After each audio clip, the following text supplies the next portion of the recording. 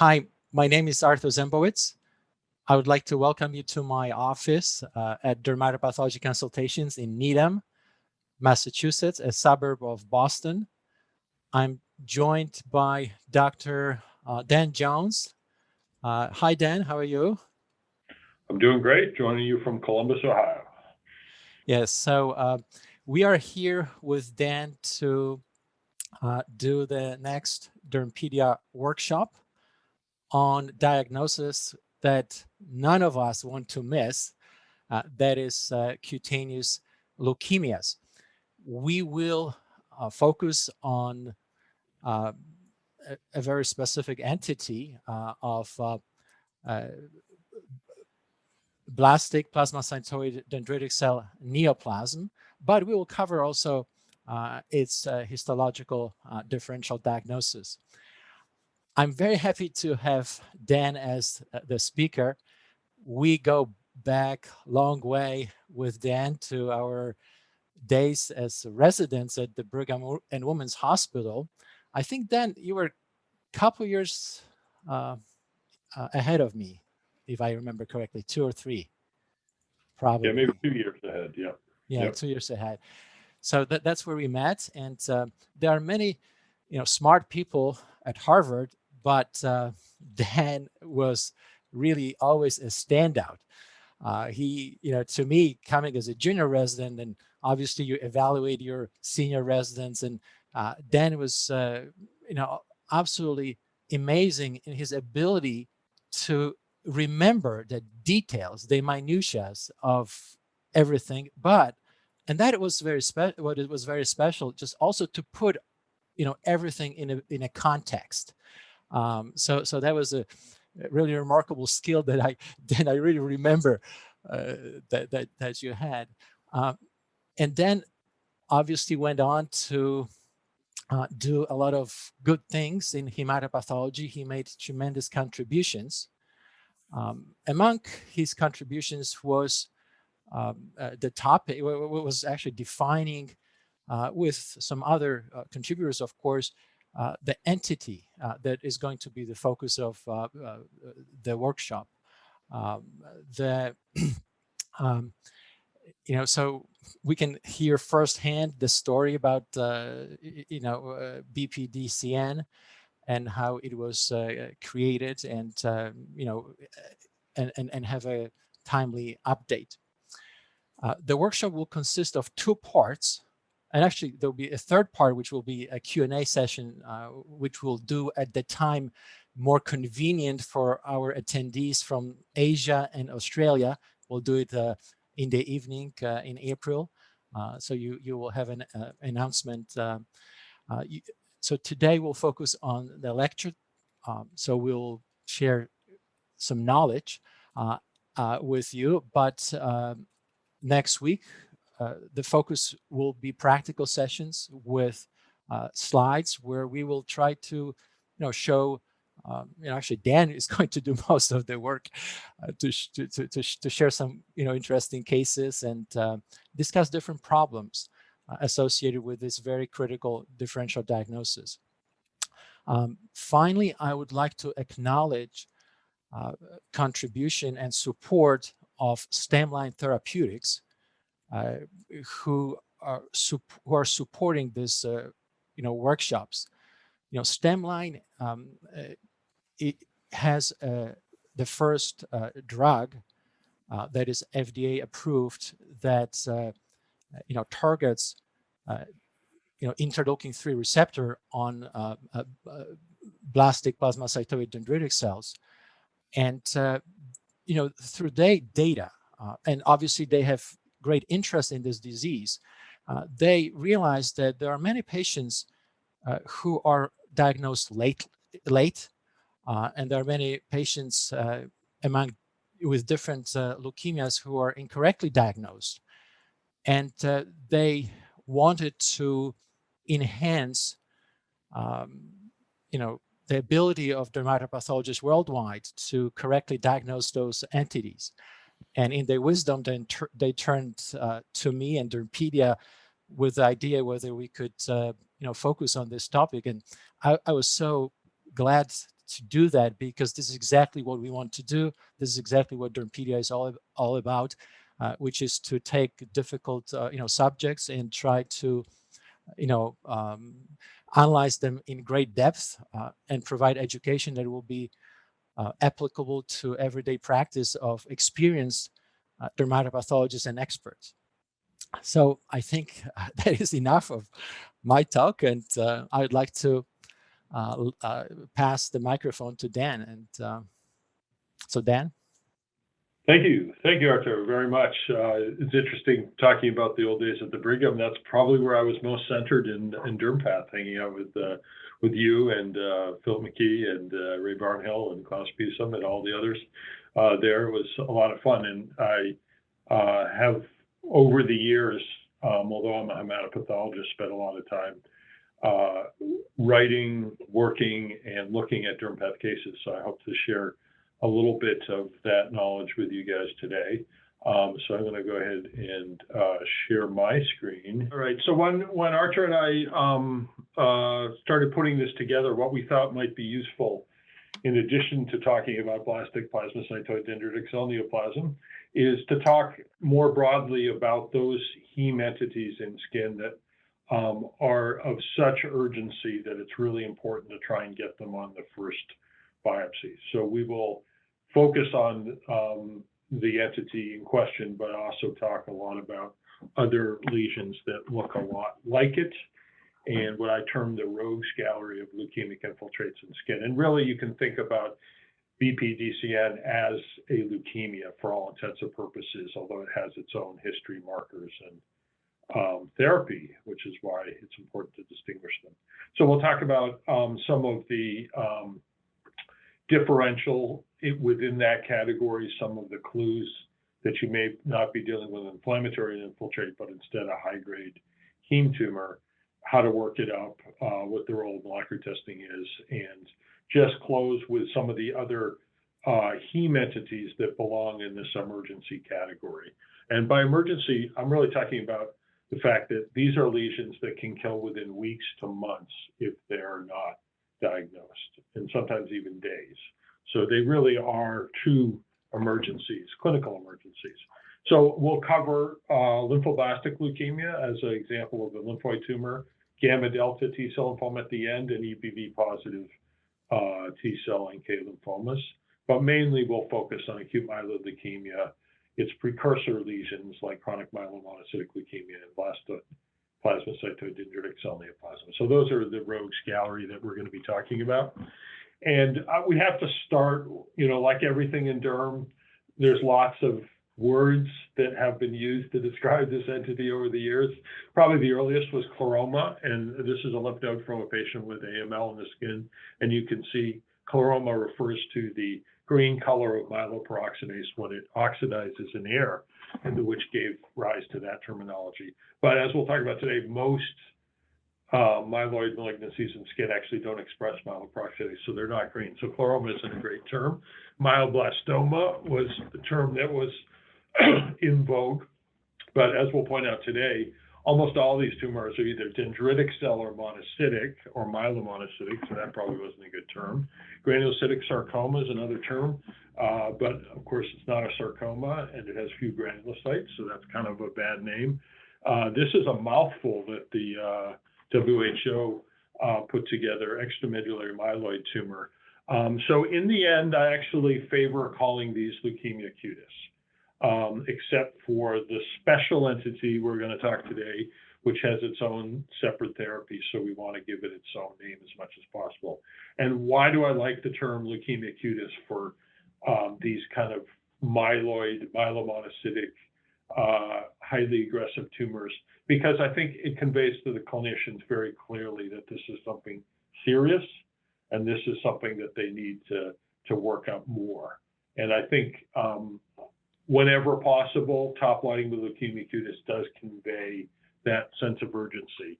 And because of that, I really think that it's not a good idea to call lower grade lesions in the skin leukemia cutis, because it obscures the idea that these are not necessarily emergencies. These are not anywhere near the same category of the lesions that we're talking about here. So whenever possible, if you have a low-grade lymphoma or a CLL involving skin. CLL does stand for chronic lymphocytic leukemia, but obviously it's a very indolent disorder. So I like to reserve the term leukemia cutis for those high-grade leukemias that are really emergencies from that point of view. And so we'll go, yep.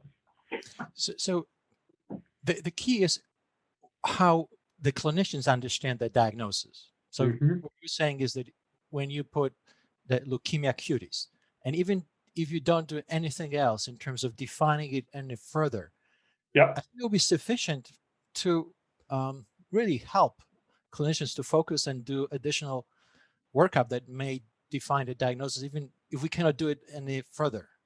Yeah, so what I think is it kind of gets them in the right area code and, you know, all in the same. And then I'm going to recommend that you also either say you need to stage, because all of these tumors need to stage, or you try and define it a little bit better. But one or the other, you know, you're going to get the message across, leukemia cutis, you got to take this seriously, and then give a little bit of guidance as much as you're comfortable with. And that's, of course, where the interface between dermpath and hempath goes in, is how far you want to take it. But I think that's one of the big take-home lessons today. If you get that far and call people's attention to it and say you need to stage and do molecular studies, you pretty much have done the job that needs to get done to make sure that so that's a minimal. Yeah.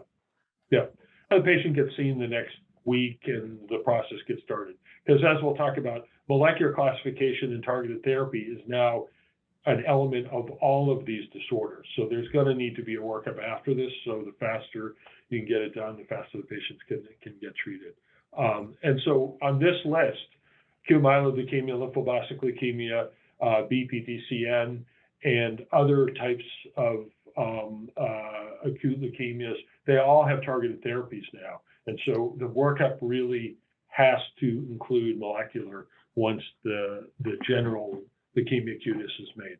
And obviously, to make the obvious point, these are all secondary involvement of the skin, even BPDCN, which involves the skin in over 90% of the cases, it's still secondary involvement. These are malignancies that arise in the bone marrow and will be at least at some level in the bone marrow.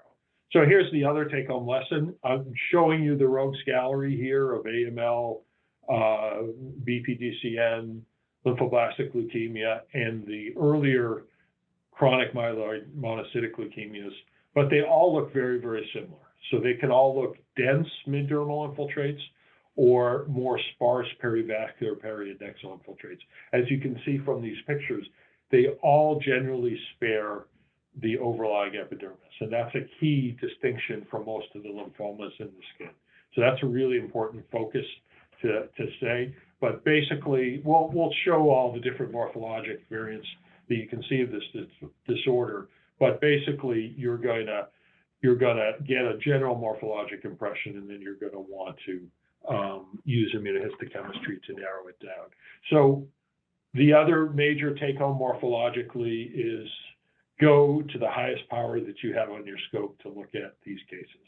So the key to recognizing any of these lesions as opposed to a reactive lymphoid infiltrate or a low-grade lymphoma is going down to high power. If you have oil, go to oil. If you have high dry, go to that. Because I'm showing you here, and I'll do it a couple of times throughout the talk, just compare small reactive lymphocytes on the right with these lesions on the left. So this happens to be lymphoblastic lymphoma here, blastic looking chromatin. The cell size is nearly identical to small lymphocytes, but the chromatin is the key and the irregularity of the nucleus is the key. And then when you're looking at small lymphocytes that are high magnification, there'll always be a little occasional, almost cerebriform cells. These are activated lymphocytes, cytokine treated lymphocytes. But one of the things you'll notice is they generally represent a minority of the lymphocytes in the sample. So you see one here, but then there are other lymphocytes that are very round and regular. And so one of the things about all of these blastic tumors is they're irregularly irregular. So you're going to see lots and lots of different shapes and sizes and not that one sort of classic appearance of a reactive cytokine activated lymphocyte. So that's key. So that's lymphoblastic. That's blastic plasmacytoid dendritic cell neoplasm. It's a little bit larger in this particular case than small lymphocytes, but very irregular nuclei and very blastic chromatin. And this is chronic myelomonocytic leukemia. It's probably the hardest of them to recognize because it's an earlier stage of disease. But if you look at the small lymphocytes or the endothelial cells in the sample, these immature monocytic forms are quite irregular and scattered throughout. So you can really only see that in a lot of cases if there's poor fixation, if you go to the highest power possible and then try and use your normal lymphocytes for comparison. So high power is the key to diagnosing these, and not blowing them off is an uncommon reactive lymphoid infiltrate. So the message of why you want to do this is outcomes are poor. But increasingly, as the years have gone by, we now have good targeted therapy and we have transplant. And the best chance for survival for all the tumors we're describing here is targeted therapy and early transplant. And so this is pre-transplant, pre-targeted therapy era data on patients who present in the skin with acute myeloid leukemia, myeloid sarcoma. You can see it's a little bit better than AML as a whole, but not much. And these are patients that never manifested appreciable bone marrow involvement, and their outcomes with just skin involvement throughout the course of their disease are still really bad. Obviously, only a small number of cases from an MD Anderson series. And this is our featured neoplasm, BPDCN, which, as you can see from these curves compared to the last one, in the pre-targeted therapy era did even worse than AML involving skin. So really, really poor outcomes with only a handful of long-term survivors, okay? And in a series from the various Harvard groups, these were the things that correlated with worst outcome. But now we're into a different era, and the survivals are starting to improve. So that's why we want to diagnose. So 3 reasons to recognize these on the first shot of your biopsy: the immediate workup, the therapy, the type of staging you're going to do, and then rapid therapy initiation. So if we kind of go through each of the groups that we're going to talk about today, for the leukemias, you're going to want to follow with peripheral blood flow and then increasing molecular on peripheral blood, and then bone marrow staging if it's indicated. For the lymphoblastic ones, in addition, you're going to stage the CSF with spinal taps, so you need a little bit of extra time in there to work them up. The therapies depend on what the molecular says in all of these cases. So the therapy for AML depends on whether you have mutations in the areas where we now have targeted drugs, FLT3 mutation, IDH1 and IDH2, and then chemotherapy on the top of that, and then trying transplant for younger patients or patients who recur. For lymphoblastic, it's a different therapy with different set of drugs, and then depending on the molecular aberration, you may add kinase inhibitors like BCR-ABL inhibitors. And for BPDCN, therapies are becoming standardized. As Artur mentioned, there's now an FDA-approved therapy, targeted agent against CD123, and transplant has been shown to improve survivals as well. So therapies are different, staging is different, immediate initiation of staging is the key. So Dave, we'll talk about it. Dan? Yep. Mm-hmm. Yeah, if you can just go back to that previous slide. You know, what I was just thinking that maybe to emphasize is that, you know, when I approach those leukemic infiltrates, when I make this determination that this is most likely diagnosis, I usually reveal this diagnosis to the clinicians just right away. I'm not waiting to, you know, come up with the final definitive diagnosis. I just say, okay, it is acute leukemia. We're just working it up, because, you know, part of this workup can be facilitated by simultaneous approach on from the clinical perspective, looking at blood, marrow, and so forth.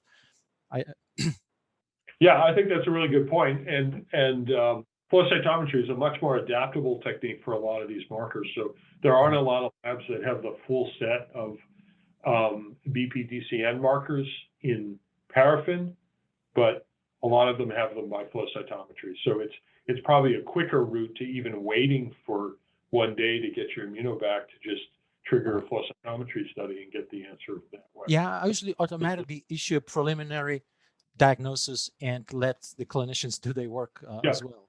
Yeah, so that comes back to the idea of, you get it in this category, leukemia cutis, Right. And if it comes back as blastic plasmacytoid dendritic cell, you shouldn't feel bad about that. That's close enough to leukemia cutis that that's the right answer. And then you can do an addendum if you want based on the flow study to indicate that. But I'm going to just emphasize over and over again, this neoplasm has its own targeted therapy, its own natural course, but it's highly related to the acute leukemias. So I think there's no harm in just, as long as the workup gets initiated, just going with that approach. I think that's really good. But you got to get to that diagnosis, so that's what the rest of the talk here is. So as Artur mentioned, I'm going to give a little bit of history just because it's kind of an interesting history and a good lesson for people looking to define new entities. So I was at MD Anderson in 1999 as my first year as assistant professor, and we got a guy came to be head of immunology, Yang-Jun Liu, who had just became very famous for describing the second type of dendritic cell. So in 1994, Ralph Steadman defined the classic dendritic cell, which is involved in antigen presentation. And then about 2 years later, Yang-Jun Liu described the cell that produces all the interferon that's circulating. And he called it the plasmacytoid dendritic cell I'll show you in a second why. And then those of us looking at the basic immunology of this and the expression pattern and its appearance began to wonder whether a group of tumors that were previously called NK cell lymphomas were actually related to this. And so it's a true international story. I think the real father of this entity is Fabio Fischetti from Italy, who had been on the trail of plasmacytoid, what he called monocytes before they got renamed dendritic cells. Tony Petrella defining what he called the CD456 positive hematodermic tumor. And then groups in Japan defining a primitive stem cell leukemia that was CD56 positive. So a lot in our group at MD Anderson, a lot of groups kind of came together at the same time to coalesce around this entity. And pretty soon after, we had a couple of workshops. We had a HemePath workshop in Houston just after that, where we had a very lively session. And eventually the name Blastic to convey the Blastic appearance, plasmacytoid dendritic cell for its origin, Neoplasm, was born. And pretty soon after, we and several other groups that developed a whole series of antibodies, monoclonal, that can be used against these tumors, either in paraffin or by flow, to diagnose them. And some labs have one or the other. They're all pretty good. We'll talk a little bit about them in comparison. So that's kind of the history of the entity. This is from his original paper, Yang-Jun Liu, showing why they were called plasmacytoid dendritic cells, very plasmacytoid appearance. And here they are being activated into monocytes. So even in this paper, there was a clear sense of a relationship between this plasmacytoid dendritic cells and monocytes under different maturation conditions. And this is the work of Fabio Fischetti, who had been defining for about 5 years prior to the birth of this entity, these reactive plasmacytoid dendritic cell proliferations that occur around blood vessels in the skin and in the lymph node that were associated with immune conditions, but also with certain neoplasms. And, as I mentioned, these are the interfering producing cells. So this is the component of anti-tumor immunity that's happening, but it also is a very common reactive pattern that one sees. So these are the kind of basic science that led us to believe there must be a neoplastic counterpart. Where you see a lot of plasmacytoid dendritic cells in the derm world is in psoriasis. It's probably the most common condition to have these, and they accumulate around blood vessels and do occasionally go into the epidermis as well too. So the entity that we defined as coming out of this has a lot of pseudonyms earlier in the day, but I think we've been pretty successful in and naming it Blastic, Plasmacytoid, Dendritic cell, or blastoid, some people say. So almost always presents in the skin because of its propensity to migrate there, performs solitary nodules, but then can be rapidly progressive. But sometimes those nodules are pretty small and don't really strike clinicians as being a highly aggressive neoplasm. So we'll go through the various appearances of it. Some look more like lymphoma, some look more like AML with very prominent nuclei. And the features of the entity are CD4 expression, usually dim, CD56 expression, usually bright. And if you have it, the defining feature, the interleukin-3 receptor, CD123. We also showed if you have TCL1 in your lab, TCL1 is a very, very highly sensitive marker for this tumor. Almost all BPDCN tumors are positive for TCL1. And then there are lots of other things. Very important to note that most of these tumors have at least some TDT expression, so that raises the differential with lymphoblastic leukemia. But some of them are only focally positive, and others of them are uniformly positive. So TDT is also very useful if you didn't think of it, and you did TDT as part of the leukemia workup. If it's positive and it's 56 positive, you can pretty much strongly suspect it's going to be this entity. We already talked about how dire the outcome is. So I'll just show some classic examples. This is one that actually took 3 biopsies. This is in the early days of the entity when people weren't that familiar with it. And some of the biopsies were very superficial, where we were just seeing little peaks at this kind of ragged perivascular infiltrate. But I think you can appreciate, even at low power, there's something darker and more sinister looking about this infiltrate than just a reactive. Even if you had this part of it here on the top, you might suspect that this is something a little bit more than just reactive lymphoid infiltrate. But very lymphoid appearing, just a little bit larger than reactive lymphocytes, and quite a bit irregular with some molding of the nuclei.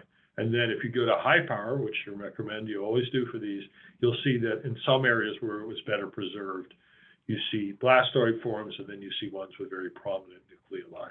So this, in one case, shows you both the lymphoid-looking appearance and the more AML or lymphoma, large cell lymphoma-like looking appearance of this. Dan, could you define blastoid appearance? Yeah, so it's kind of a smooth homogenization of the chromatin. So you don't see that speckled chromatin. You see much more smooth, fine chromatin, and basically it often has a more of a cloudy appearance as well to it.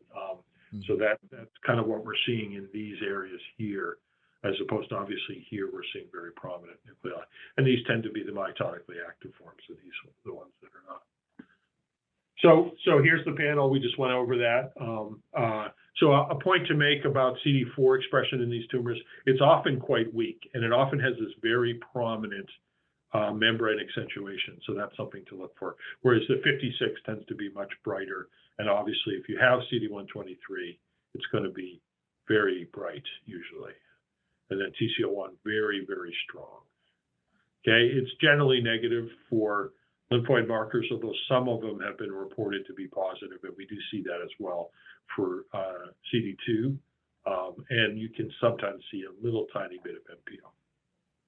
So I want to emphasize the natural history of this tumor, which really was appreciated from the start by us and other folks, is it has the ability to shift its phenotype over time. So usually presenting in the skin with more classic lymphoid appearance with CD4 and CD56 and negative for monocytic markers. And then after therapy, it often relapses with a more of a monocytic appearance.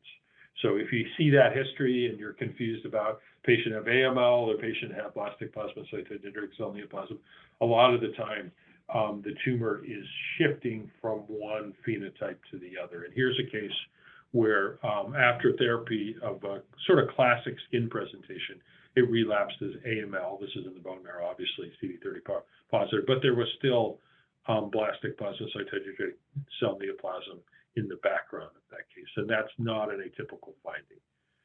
And the other thing about these tumors is after they've been successfully treated, they often have a lower grade monocytic component in the background that can sometimes have abnormal cytogenetics that persists. And this is very reminiscent of AML coming from MDS that then gets treated back to MDS. We feel that same type of thing is happening in this tumor. And some of these patients will have MDS, right? They will be different. That is a predisposing. Right. So obviously, if you can treat back to MDS, they probably had the MDS to begin with. Right. It's just was never noticed. Obviously, for dermatopathologists, skin is the sentinel for the transformation of a lot of heme tumors. So that's where we first see it, but then there's probably a preceding history. And that's probably about half of the cases of this are coming from a preceding MDS. And this just shows you that the lineage of these tumors are very early in the stem cell differentiation pathway. And so their ability to trans-differentiate into monocytes or into dendritic cells seems to be retained by many of these tumors so that they can go back and forth. Then, yep.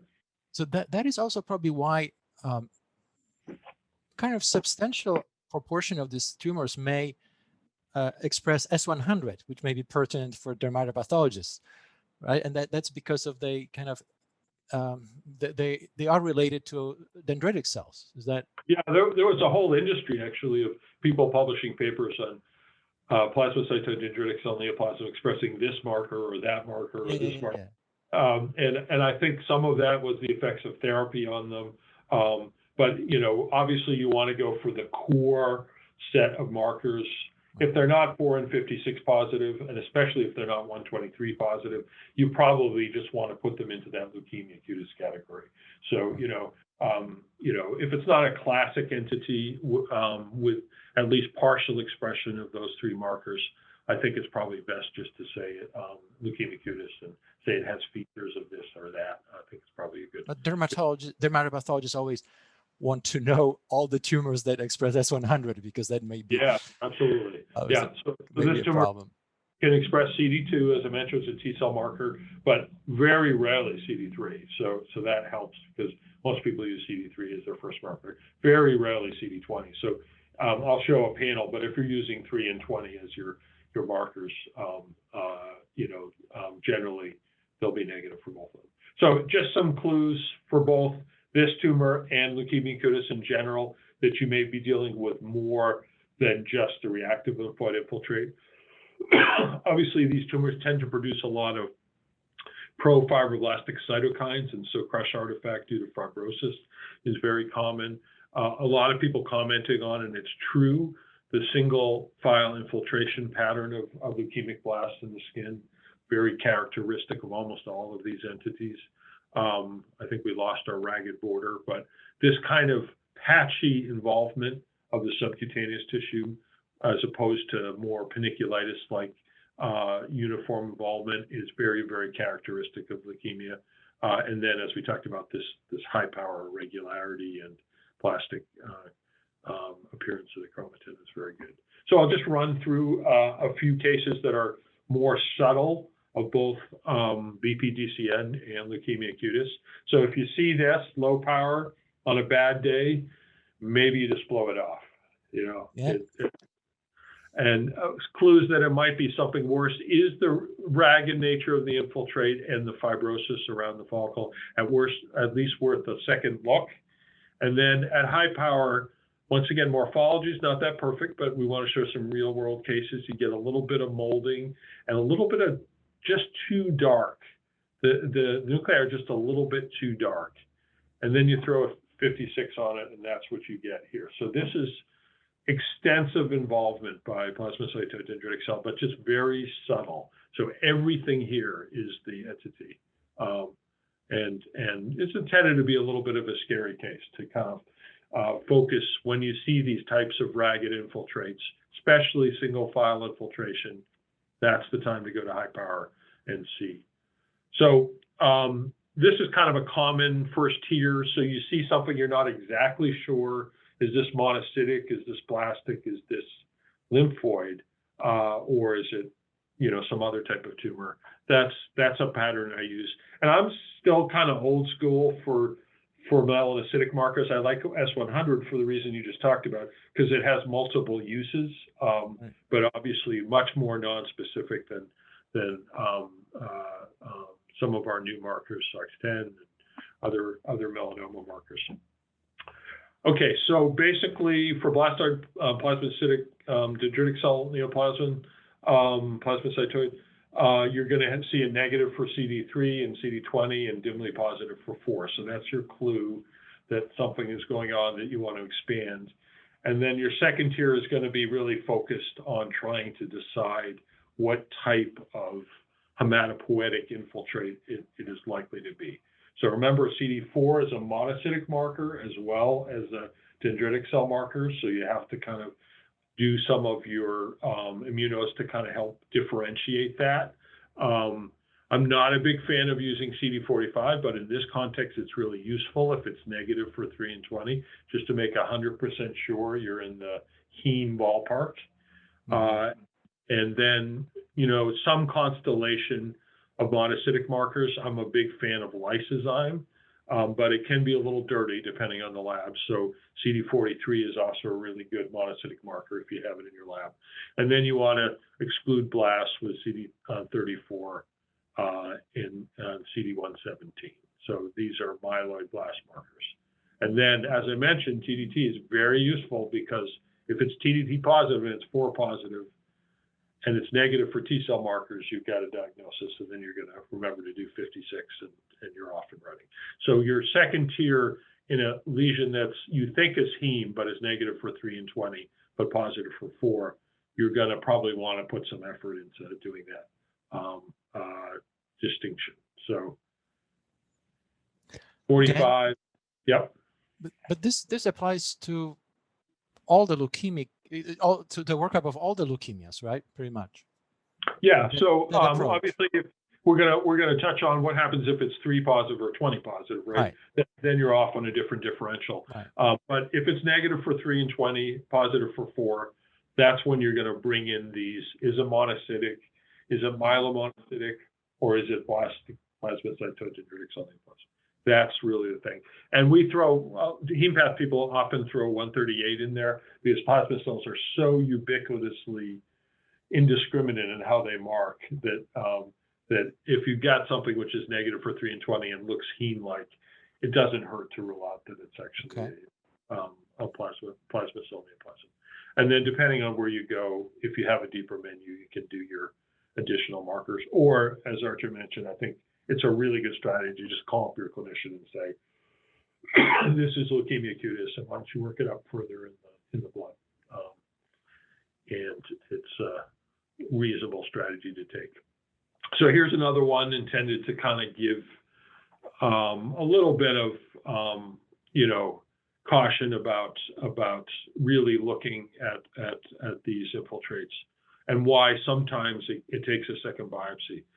So obviously a pretty deep, I think this was a punch, but a pretty deep punch. And up at the top, perivascularly, that infiltrates all lymphocytes.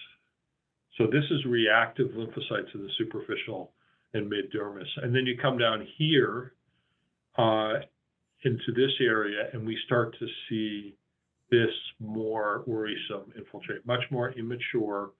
There's even some angiocentricity to it in some areas. And then we come down to the bottom and we see the opposite. We now see these cells with much more abundant cytoplasm, and then we've got a lot of eosinophils mixed in. So this is a lesion which is actually involving the mid to deep dermis with a single cell infiltration pattern here, and then maturing as it goes down into the deeper dermis. So it's very typical of myeloid leukemias to differentiate in the skin, as we'll touch on. So that's what MPO looks like. It's negative in the superficial, positive here, and positive deep down here.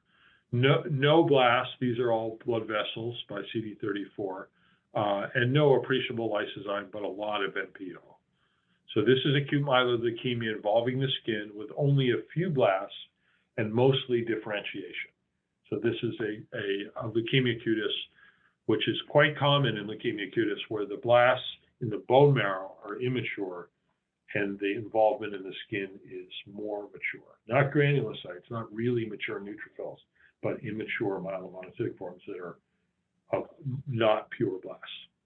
And so this confuses a lot of people and makes a lot of kind of indeterminate diagnoses, because you look up the bone marrow involvement and it's 34 positive, and you do a 34 on your section and they're 34 negative. That does not exclude leukemia cutis, because most leukemia cutis in the skin loses CD34 and becomes slightly more mature.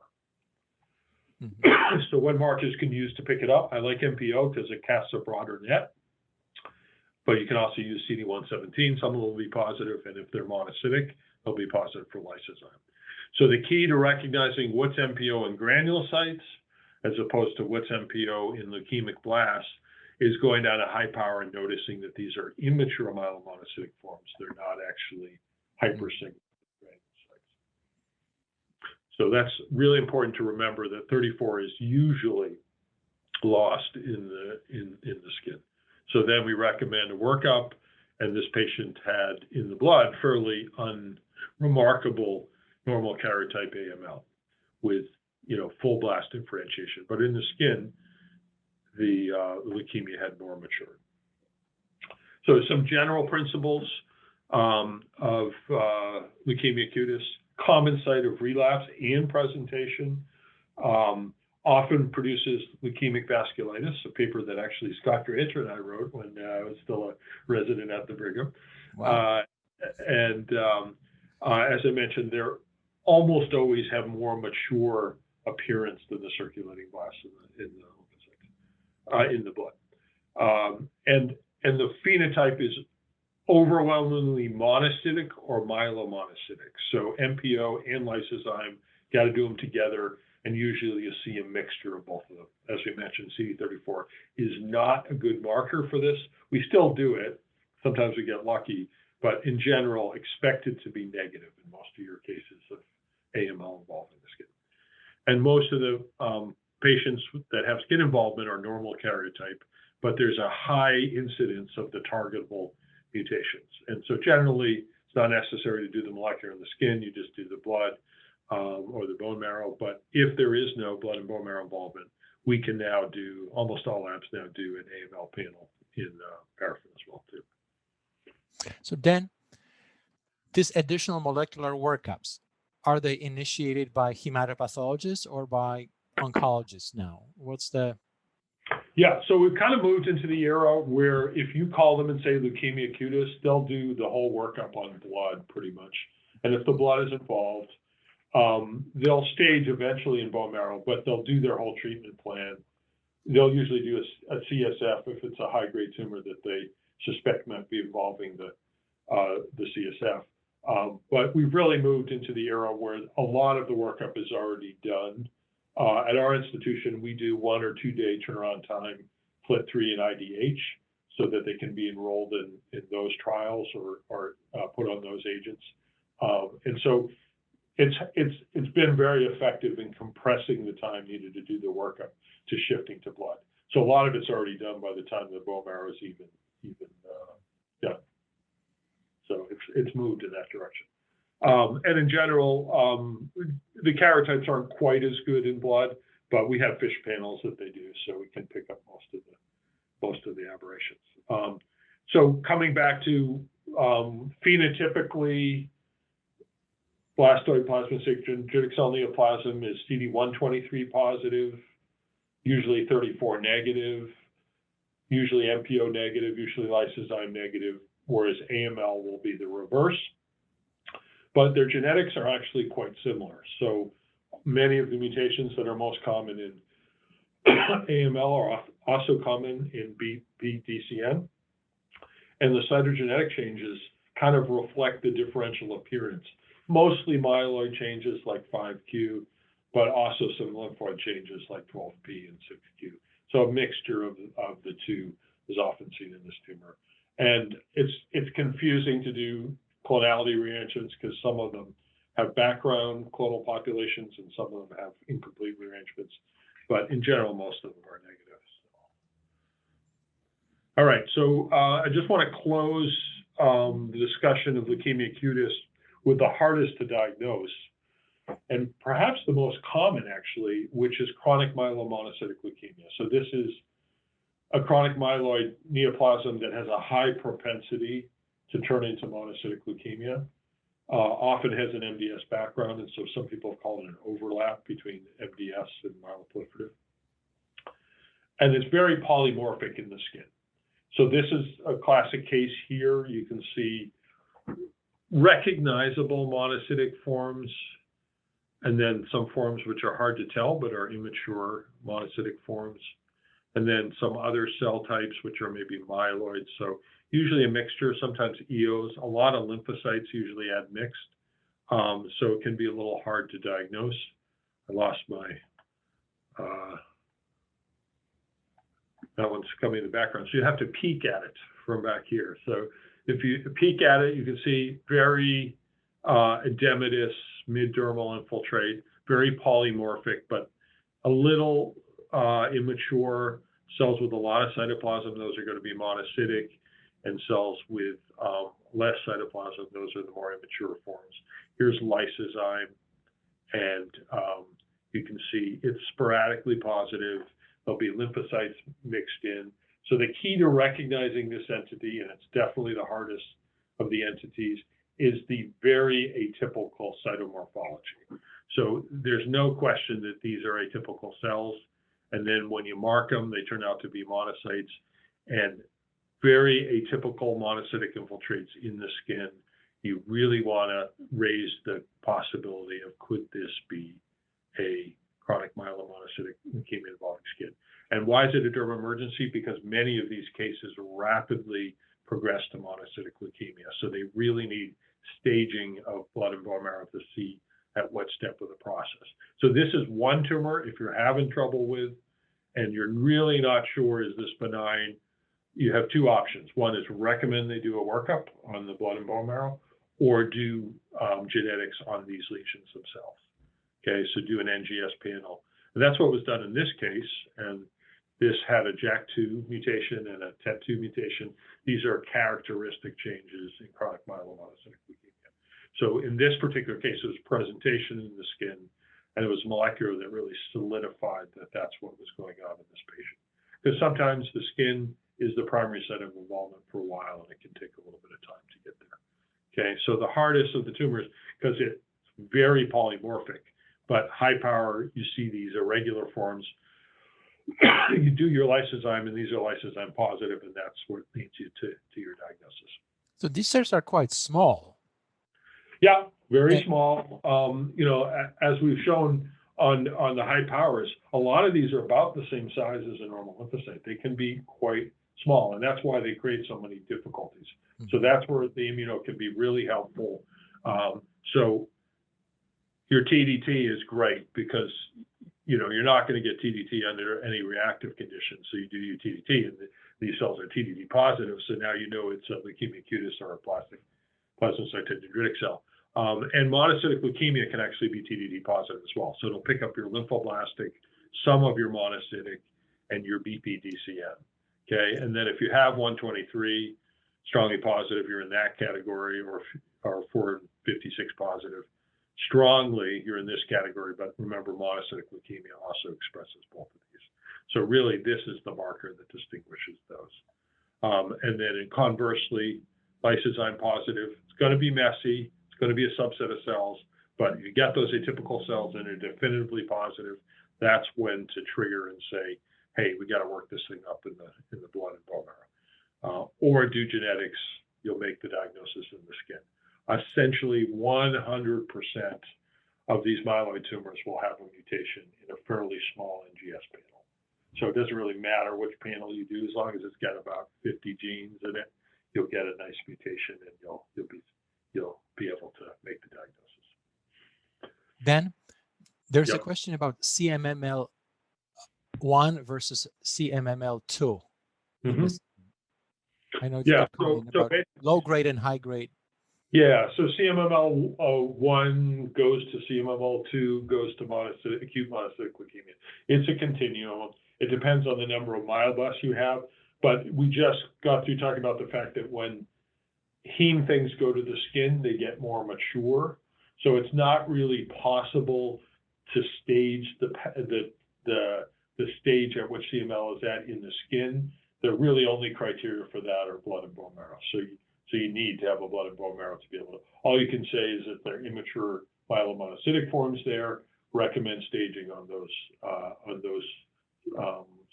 samples so that you can figure out where they are in the state of their disease. And mutations doesn't help because actually low-grade CMML has the most mutations of all tumors that we see in heme. So really, it's a morphologic criteria that's made based on a blood smear or a bone marrow aspirate. So you gotta wait for that. So this is an issue that comes up a lot. You do 4 and 56 because you suspect it, and you see these clusters of positive cells, but they don't look especially malignant. This is an example of one here in the skin, perivascular, pretty dense, but very reactive looking. So a lot of these were lymphocytes, but a lot of them were CD123 positive plasmacytoid dendritic cells. And this is the entity that really got us thinking. So these are PDC expansions, in this particular case, reactive, we think, because actually genes was done on this biopsy and it was negative. But you can occasionally see them in carcinomas, associated with melanomas, associated with lymphomas. And so if you see them clustered around a blood vessel and they look pretty benign, that's your clue that these may be so-called mature PDC proliferations. And some of them can have, cytogenetic abnormalities and other things, but in general, these are not a neoplastic process. So that is just something to be aware of. What you'll see is these clusters of the PDCs, and usually you'll see the high endothelial venule in the middle of them because they're coming from the blood. That's where they're coming from. And you won't see them scattered throughout the tumor, and they'll look very benign. So here's a low power of a lymph node that's reactive that has high endothelial venules, and then in the middle of each of them, or around each of them, are these CD123 positive mature PDCs. So if it's around blood vessels, benign looking, patchy, that's probably not a neoplasm. That's a reactive proliferation. And then I'll just close with. But then I had a question. But sometimes those mature PDC proliferations will be associated with AML. Is that right? So basically, I think in the majority of cases, these are reactive to the neoplasm, including AML. In some cases, people have shown that there's a cytogenetic relationship to the AML. Mm-hmm. But in most cases, I think you're looking at expansions that are reactive. Because remember, these are interferon producing cells. And so if all you see is some patchy PDC clusters around blood vessels, I wouldn't go chasing the AML. I would, kind of look for what the rest of the lesion is doing. If it's mixed lymphocytes, has reactive appearance, you're still going to want to favor a reactive dermatitis. And also the immunophenotype will be helpful because those infiltrates will be CD56 negative, I believe. Is that correct? They could be 56 positive or 56 negative. Either one's okay. But basically, you're gonna appreciate that they're really centered around blood vessels. They're really coming out of the blood, mm-hmm. and they really have a benign appearance. Very regular, very plasmacytoid looking. Mm-hmm. None of that blastoid chromatin. As you saw, most of the blastoid, blastic plasmacytic dendritic cell neoplasms have very scant cytoplasm. They don't have this voluminous cytoplasm. Right. That can be very helpful. Okay, ALL can be hard. This is partial involvement of the skin by ALL because ALL blasts are often very small. And so here they are again, same size as normal lymphocytes. And anytime you have a concern, you see single cell infiltration surrounding, you have ragged infiltrates, you have dense infiltrates, and you do your 3 and 20, and, you know, it's either positive strongly uniformly for one or the other, or it's actually dimly positive, those would both be your clues to do a TDT, just to make sure you're not dealing with a lymphoblastic leukemia. So TDT is definitely your friend, because reactive inflammation, it's a very robust stain, nuclear stain, and you're not going to get artifactual positivity in almost anything. So the workups for T cell and B cell lymphoblastic obviously are differing, and here's where, if you're TDT positive and you're either T cell positive or B cell positive, you can probably just call it leukemia cutis, the B cell phenotype, T cell phenotype, and leave the classification for others to work on.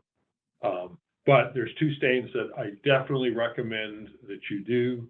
Obviously, TDT we talked about, and EBV, because there are a set of EBV positive tumors that can have TDT. So it's really important for both B and T cell just to know whether there's any EBV associated with this lesion. What does that mean? Yeah, it can mean several different things. It may mean that there's a corresponding EBV activation infection, which they definitely need to know about, or it may mean it's a rare EBV positive immature tumor. So I just recommend in these lesions it be a standard part of the workup, just to make sure there's no EBV there. And so Ki-67 is often helpful because lymphoblastics are high-grade tumors as opposed to low-grade. But a real caveat that a lot of these patients can be treated before we see the biopsy and we're not sure about it. And steroids has a big effect on knocking down the Ki-67 rate for lymphocytes. So if it's TDT positive and it has a low Ki-67, you might look into whether the patient's been treated with anything. And there are some lymphoblastics, when they spread to sites, they're not very mitotically active. So TDT positive and or B and T cell positive, you still want to favor lymphoblastic if it's strongly TDT positive. And you've ruled out plastic plasmacytoid dendritic cell neoplasm. All right, so to close, before we just show a few examples of other things in the skin, why do we want to recognize these things? Because the spread is really quick and mortality happens really fast. Tumor lysis, cytokine storms, multi-system organ failures, those are all things that can pop up within days of presentation in the skin. And all of these tumors have survivals on the order of months, sometimes weeks if they're not detected. Okay, so if your screen is positive for CD20, generally you're going to be, and it looks high grade, generally going to be large cell lymphoma. This just shows you at high power large cell lymphoma looks much more large, right? So here's a small lymphocyte, here's the lymphoma cells, a lot of cytoplasm, prominent nucleoli, not much of that blastic kind of smoothed out chromatin. So that's pretty straightforward.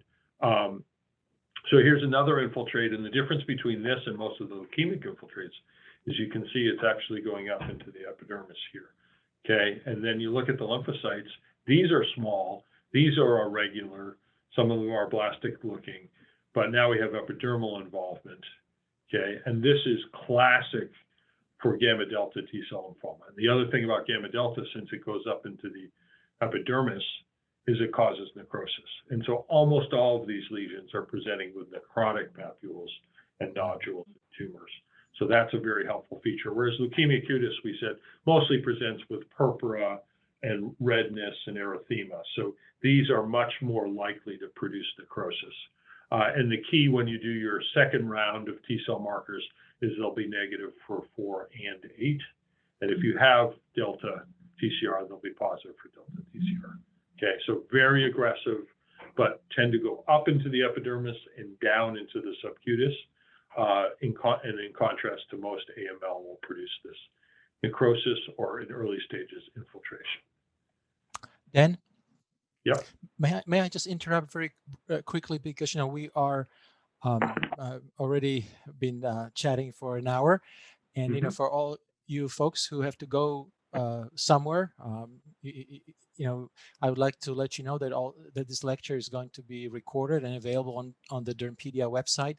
So if you have to do something, just please go and you just come back, and and you can finish and watch it, forever. If obviously we want to update everything over time, but that's what I wanted to say, and we will talk with Dan. We reserve extra time, so we'll be still talking for some time, right, and answering your questions. And you won't miss much because this is the second to last slide. So the other entity that also typically involves the epidermis to some extent and is much more diffusely involved and also has a adverse outcome is CD56 positive, EBER positive, nasal type NK T cell lymphoma. Okay, so 56 positive, so kind of like Blastic, Plasmacytoid, Dendritic, and Neoplasm, but will generally express a range of T cell markers and will also express EBV. And this is a aggressive neoplasm, involves the skin second most commonly after the nasal area. Once again, the necrosis, this tumor often has angiocentric involvement in the summary of involvement of the epidermis as well. Okay, so my three take-homes for how to approach high-grade: go to high magnification, atypia, blastoid appearance, these complex folds and irregular as opposed to more predictable reactive lymphocyte pattern, puts it in the high-grade category. If it's in a high-grade category, if it's MPO and lysozyme positive, it's going to be probably AML, but it's okay to just call it leukemia cutis and leave the classification. But it's worth taking the next step of doing 4 and 56 and 123 if you have it, to exclude or include a blastic plasmacytoid dendritic cell neoplasm, because those guys often involve the skin initially and may not be in the blood and bone marrow at the beginning. So you'd like to try to make the diagnosis at that time. As we talked about, there's targeted therapy. And so you can either just call up the clinician and say needs a blood and bone marrow workup, or get heme path guidance to do it, to get to a more fine classification. But the key is to do it quickly, trigger the workup, because the molecular is going to need to be done on top of it. And always recommend staging, or recommend that to the clinician when you call them. And the stains that are most useful to always consider in addition, once your CD3 and your CD20 come back and they're not really typical, is ask yourself, should I add TVT, should I add EBER, and should I add 56? And if you remember that, and you have a high index for atypia, you'll probably get every one of these cases as they come through. Yeah, and it just occurred to me that in a case of BPDCN, the blood is more important than bone marrow, because sometimes bone marrow will be underwhelming. Is that the case? Yeah. So staging is probably more important, a radiologic staging than anything, because the cases that involve skin almost always have lymph node involvement, and so you'll see this classic pattern of low-level blood involvement, heavy skin involvement, and moderate lymph node involvement. And there are very few diseases that do that. So it's for the clinician, it will make a lot of sense to see that, extensive skin involvement, systemic but smaller lymph nodes, and very little blood involvement at the beginning. That's all quite characteristic of the early stages of this entity. And then almost all cases become leukemic if left untreated, and that's where you get your very rapid, mortality. Mm-hmm. Okay, so let me just scan through chat about, for questions that maybe we still can, answer or expand a little bit on. There's a question about CD20 versus CD79 in this tier 1 approach to classification, with the comment that, B cell ALL might be concerned. Yeah, I think 79 is a great second tier marker, if you're really thinking it's ALL, it's a reasonable thing to do.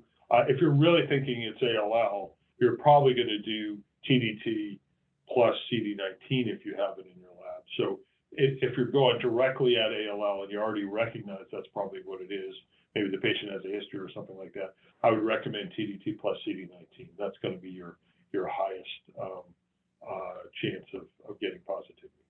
Mm-hmm. Question about CD163 versus CD68 as monocytic marker. Yeah, I hate them both, actually. The world needs a better monocytic marker, which is why I like lysozyme. So CD68, as we know, has a lot of nonspecific staining patterns in other cells.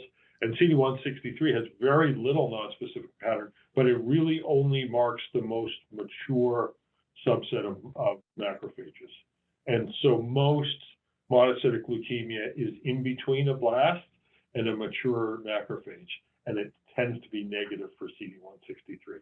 So that's where lysozyme comes in. Lysozyme gets expressed pretty early on and stays all the way on until the end. So it's a horrible stain to look at. It's very ragged. It's cytoplasmic, but that's your best shot right now of finding monocytic differentiation.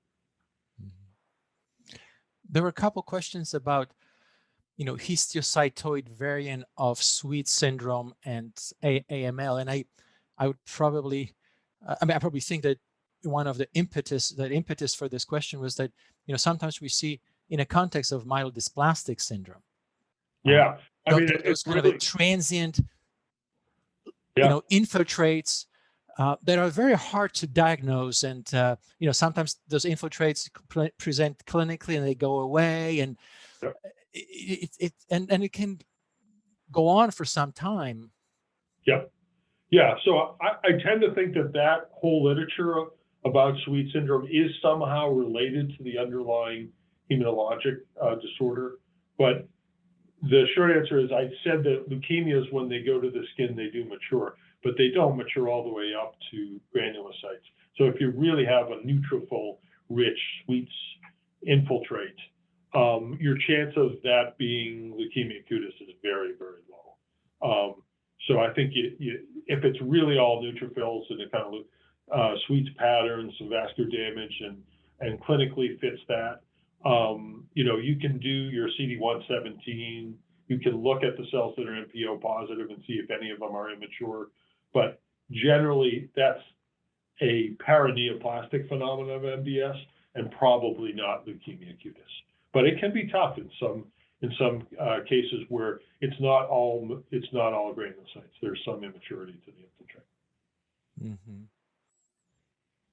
But I agree, that's a very hard. I've seen a couple cases where you're getting these repetitive macropapular lesions that are all neutrophils, and you're thinking it must have something to do with the MDS, but it's really hard to make the connection. Right. Yeah, I reported a few cases as kind of atypical infiltrate associated with MDS, kind of descriptively, and just not being sure whether this is leukemic infiltrate or not. And yeah, so that's the only thing I'd say. If it's all granulocytes, just be really careful about calling that leukemia cutis, because somebody might disagree with you. Yeah. Right. Yeah, I think we have the second part of the workshop next week, and I think that will be more conducive to more chat and conversation. I think we answered most of the questions from the chat, and I think it's probably time to go back to work. Great. Well, thanks for everybody for joining. So thank you everybody for joining us, and I will hope to see you next week.